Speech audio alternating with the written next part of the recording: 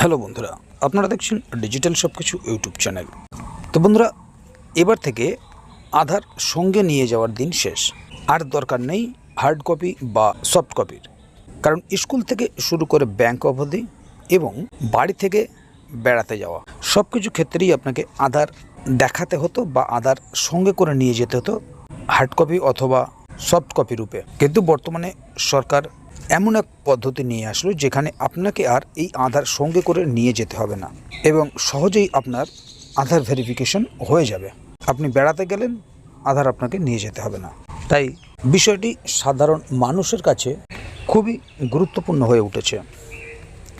তো আজকে আমরা দেখব এই বিষয়টি ঠিক কিভাবে কাজ করবে, এতে আপনার সুবিধা হবে নাকি কোনো ধরনের অসুবিধা হতে পারে। তাই বিস্তারিত বিষয়টি জানতে অবশ্যই ভিডিওটিকে প্রথম থেকে শেষ অবধি পুরোটাই দেখবেন, যাতে করে কোনো জায়গায় বুঝতে আপনার কোনো প্রকারের অসুবিধা না হয়। এছাড়াও আপনি যদি আমাদের চ্যানেলে প্রথমবার হয়ে থাকেন তাহলে অবশ্যই চ্যানেলটিকে সাবস্ক্রাইব করে বেল আইকনটি প্রেস করে অল নোটিফিকেশনে ক্লিক করে দেবেন, যাতে করে আমাদের চ্যানেলে যখনই কোনো নতুন ভিডিও আপলোড হবে তা সরাসরি আপনার কাছে পৌঁছে যায়।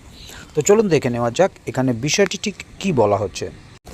এখানে দেখুন একটি আর্টিকেল প্রকাশিত হয়েছে, আধার অ্যাপ আপডেট হয়ে গেল আধার, আর দরকার নেই হার্ড সফট কপির, জাস্ট ছবি স্ক্যান করলেই বেরিয়ে আসবে সব তথ্য।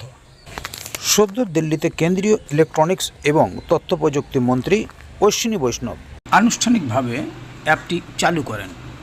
ডিজিটাল উদ্ভাবনের গুরুত্ব তুলে ধরে অ্যাপটি কিভাবে মানুষের কাজে লাগতে পারে, কিভাবে তা ব্যক্তি সুরক্ষা আরও নিরাপদ করতে পারে, এর ভালো দিকগুলিও ব্যাখ্যা করেন কেন্দ্রীয় মন্ত্রী। কিন্তু এখন থেকে তা আর হবে না।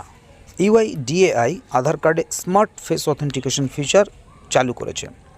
এবার আপনার স্মার্টফোনের সাহায্যে কেবল আপনার মুখ স্ক্যান করেই হয়ে যাবে সব কাজ, বেরিয়ে আসবে আপনার আধার ডিটেলস। দিল্লিতে কেন্দ্রীয় ইলেকট্রনিক্স এবং তথ্য প্রযুক্তি মন্ত্রী অশ্বিনী বৈষ্ণব আনুষ্ঠানিকভাবে অ্যাপটি চালু করেন। সদ্য দিল্লিতে কেন্দ্রীয় ইলেকট্রনিক্স এবং তথ্য প্রযুক্তি মন্ত্রী অশ্বিনী বৈষ্ণব আনুষ্ঠানিকভাবে অ্যাপটি চালু করেন।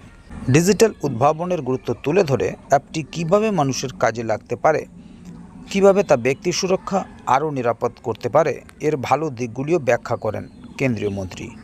পোস্ট করেন এক্স হ্যান্ডেলেও।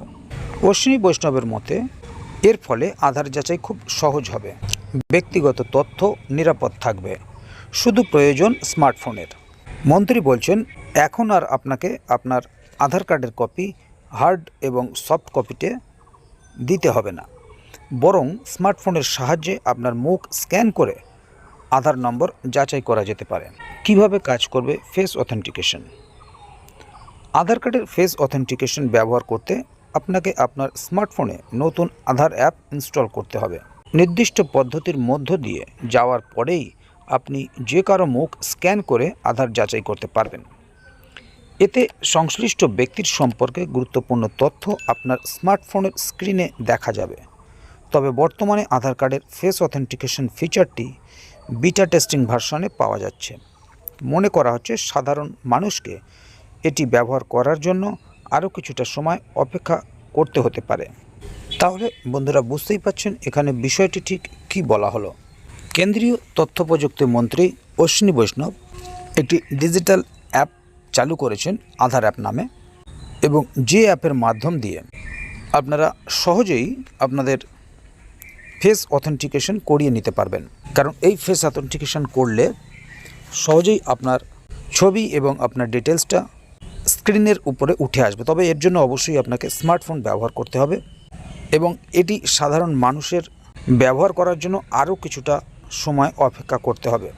তবে সঠিক কবে থেকে বা কখন এই অ্যাপটি ব্যবহার করা যাবে সে বিষয়ে এখনও পর্যন্ত কোনো দিনক্ষণ ঘোষণা করা হয়নি। তবে আগামী দিনে এ বিষয়ে আরও নতুন কোনো আপডেট আসলে তা অবশ্যই আপনাদেরকে এই চ্যানেলের মধ্য দিয়ে জানিয়ে দেওয়া হবে। সেই কারণে চ্যানেলটিকে সাবস্ক্রাইব করে অবশ্যই চ্যানেলের সঙ্গে থাকবেন, যাতে করে এ বিষয়ে আগামী দিনে আরও নতুন কোনো আপডেট আসলে তা সরাসরি আপনাদের কাছে পৌঁছে যায়। তো বন্ধুরা, আজকের গুরুত্বপূর্ণ ভিডিও আপডেটটি এখানেই শেষ করছি। ভিডিওটির সম্বন্ধে আপনাদের মতামত এবং আপনারা কে কোথা থেকে ভিডিওটি দেখছেন অবশ্যই কমেন্ট বক্সে লিখে জানাবেন। ভিডিওটি ভালো লাগলে অবশ্যই একটি লাইক দেবেন এবং বন্ধুদের জানার সুবিধার্থে ভিডিওটিকে শেয়ার করবেন, যাতে তারাও বিষয়টি সম্বন্ধে জানতে পারে। ভিডিওটি শেষ পর্যন্ত দেখার জন্য অসংখ্য ধন্যবাদ। আবার দেখা হবে আগামী ভিডিওতে। ততক্ষণ পর্যন্ত ভালো থাকুন, সুস্থ থাকুন। ধন্যবাদ।